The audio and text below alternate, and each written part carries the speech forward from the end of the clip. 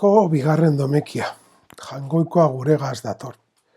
Eta Gabon aldiko egunotan baita gaur be, etzun dugu zen irakurgaitan gai bat agertzen da behin eta berriro. Jainkoak, errealitate ororen oinarrizko misterio, baina misterio pertsonala eta ez enigma zientifiko, edo intelektualek etorri. Gure artean bizi eta gure antzeko izatea erabaki dagoela. Ez duzkuz kezka intelektualak zer dan eta zer ez ziurtatzeko. Aurrezare jarten diskusan kontu. Zalantza eta galderak argituko.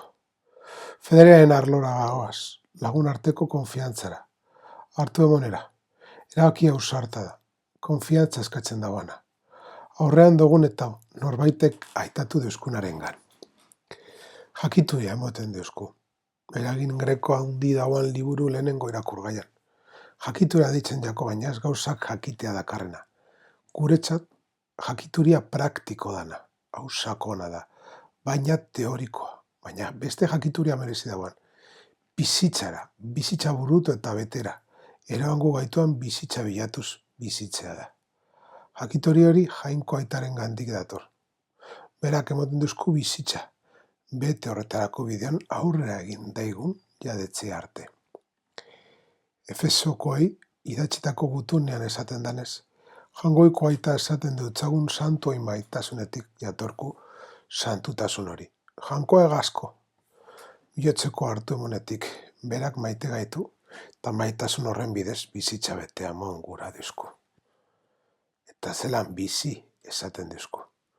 Jesukristok dakargu agintzari horren iragarpenera, eta maitasun horren segurtasuna. Bera gure artean jaio da, gure ezintasun eta makaltasun ezagutzen ditu, eta maitasuna eta laguntasuna ezinbesteko dugu zela ikusten dugu.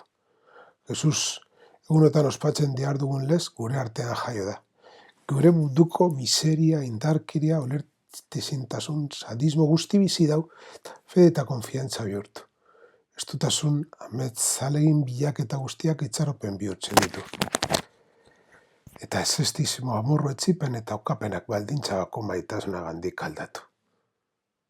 Askotan pentsaten dugu, jaunaren aintzan olakoa izan behar dan, eta kriston ikusten dugu ez legiek, ez hitzak, ez salbatzen gaituana eta gure bizitza argia ematen dagoana, Jesusen bizitza da. Egin dagoazan gauza sinesgarriak, sinestedunak, baina berak egin dau, bere izan darako. Jesus bere aragian, bere ekintza bakotzean, jangoikoaren providentzia ikusten dugu. Jangoikoaren maitasuna ikusten dugu. Horrezagatik, jangoikoa da eta jangoikoa gugaz dagoala adierazten dau.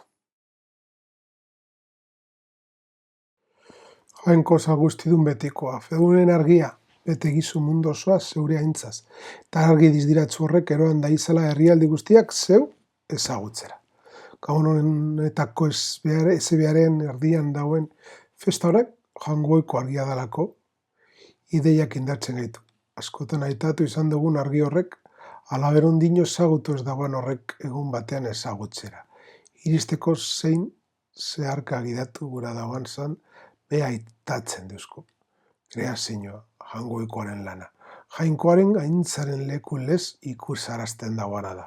Horrezako guztiai gaitik, argiak jangoikoaren lekuko esaten lagundu behar duzku. Guztu guztiaren gana iristeko, belenen jaiodan argiaren isla. Zaharatu Isus jauna doai honek, zure seme bakarraren jaiotza honetan erakusten deuskuzu, eta egiaren bide eta honetan agintzen zeruetako erreinuko bidizia.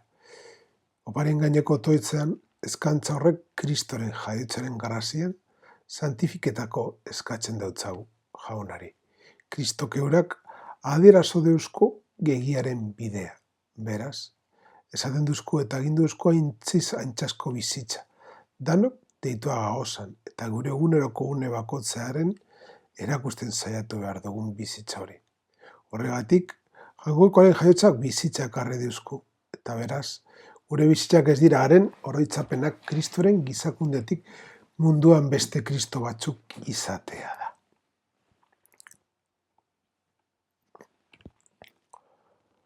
Honen bidez agertu jaku egun honetan, gu erabarritzen gaituan hartu emun miragarriaren misterioa. Zure hitzak gure uleria bere gain hartu dau, eta gure izate hilkorra betiko ospera jaso. Holan, batasun miragarri baten bidez, giuri ere betiko izatea monduzku. Gabonaldiko hirugarren prefazionek, egurean ondorengo bigarren domekan ahitzaz, berbaz eta argiaz berba egiten duzku. Denpora guztian, beraz, termino horrek bilduz prefazio hau aukeratu da. Kristok dizdiratzen dau munduaren aurrean. Ez gara gutariko inok.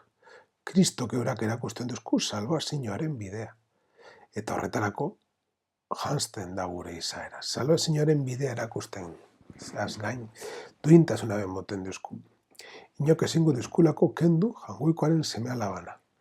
Kristoren jaiotz horrek betirako bihurtzen gaitugu.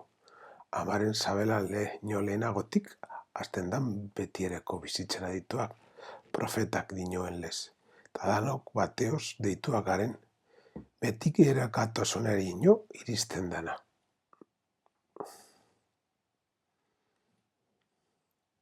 Jaunko gure jauna, apalik eskatzen dutxugu sakramentu honen indarrak garbitu gaizala gure grina txarretatik, eta bete dagizala gure asmo zuzenak. Eukaristia amaitzean, jangoikoari eskatzen dutxagu, sakramentuek gure pekatu guztiez garbitu gaizan. Eta jangoikoaren graziaz beterik bete daitela gure bihotzak irrikatzen dabean guztia, eta Kristok enmon euskuna bezala, munduaren erdian enmon, eta bizitzako maitasun hori bizitzera dituta gauzala. Ja, Epifaniaren atien gauz, eta deia da, zek eroango don neu umetxoari. Baltazar, Metxo eta Gaspar, urria intxenso eta mirra eroan eben, baina neu, eta zeu, zerek eroango dugu. Aste hona izan, eta alba dugu Epifaniaren atzera behikusiko gara.